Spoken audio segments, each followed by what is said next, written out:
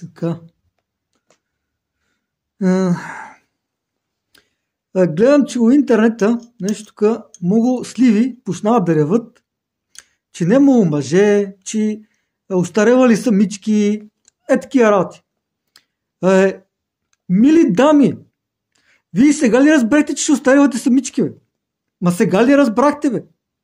Ма вие не разбрахте ли, че всичкото мъже лети към Бразилия, лети към Тайланд?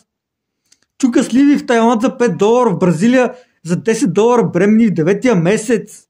Вие сега ли разбрахте, че ще остаревате самички? Сега ли разбрахте, бе, тъпи сливи? Кое не е ви ясно? Кое ви не е ясно? Че никой вече няма ви се моли на вас. Свърши това време, дето умреха бълъците. Нема бълъци вече. Всичко фаща самолета, тарикатите фащат самолета и заминават и клатят. За по 5, за по $10.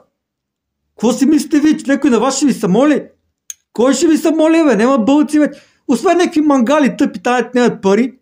Те могат ви се молят. Нема друг. Не останаха бълъци вече. Кой ще ви се моли? Южна Америка са милиарди жени за по $10. В Южна Азия са милиарди жени за по $5. Кой ще ви се моли, бе? Шматки. То бива простотия, бива да нямаш мозъка. Не може да стоплим. Не може, това тъпите не може да стопват. Няма как. Няма как да стопват тъпите. Това записаваме го.